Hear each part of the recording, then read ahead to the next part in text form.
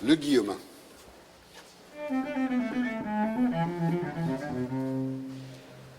Oui, c'est très sympa, ce petit domino de couleurs qu'il y a là. Parce qu'il y a du violet, il y a du vert, il y a du bleu, il y a du rouge, et pourtant c'est une montagne. Très bien. Ce qui ne va pas du tout, ce qui montre la faiblesse de Guillaumin, ce qui montre même sa maladresse, c'est que quand il fait tous ces arbres-là, il y a beaucoup trop de traits de pinceau et il n'y a aucun air vide. C'est-à-dire que quand vous voyez les arbres faits dans d'autres tableaux par des artistes un peu mieux, on va voir toute la transparence, on va voir que dans l'arbre, il y a des trous, et dans les trous, il y a quelque chose au fond. Là, qu'est-ce qu'il fait? Il ne peut pas, donc il n'y arrive pas bien, vous voyez ce que je veux dire? Tout ça, c'est pas chantant. Et là, vous avez vu comme il n'arrive pas trop à faire que les branches des arbres soient devant la petite rivière.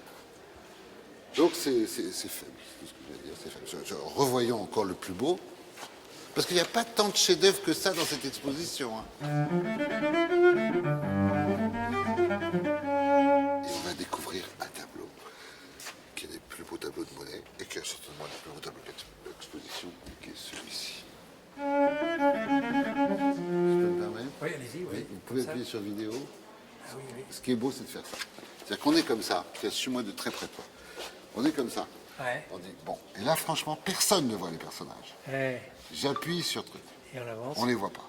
Et là, il y a quelque chose juste de magique qui se produit. C'est que j'avance très doucement.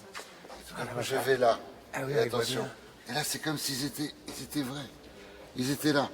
Il n'y a pas seulement ces deux personnages. Il y a un tunnel au fond. S'il y a un tableau qui permet de comprendre ce que c'est que la magie de la peinture, et pas seulement l'impressionnisme, c'est ce tableau. A priori, c'est quoi? On est à l'orée d'un sous-bois avec des arbustes, des lilas en fleurs, puis il y a une vague ombre en bas. Et on voit quoi?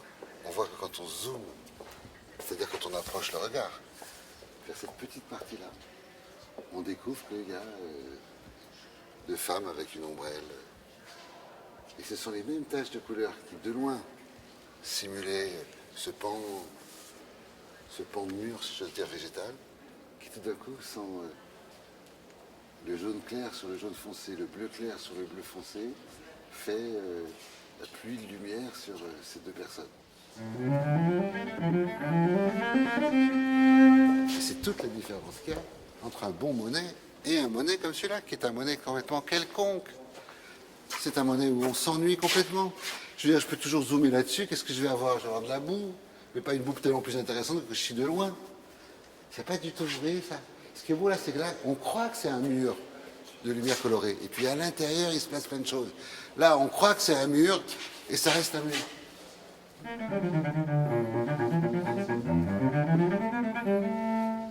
Ce qui est magnifique, c'est que évidemment, bon, on voit deux femmes qui font un pique-nique.